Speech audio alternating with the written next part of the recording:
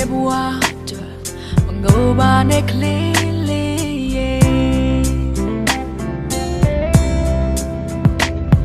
ဒီနေ့ကမလာတော့နောက်နေများစွာလဲချက်ချင်းပဲပြောင်းလဲမျောလေးမများဖြစ်ဖို့မလွယ်ချင်တာမြတ်မဖြစ်ခဲ့ရင်မငိုပါနဲ့ကလေး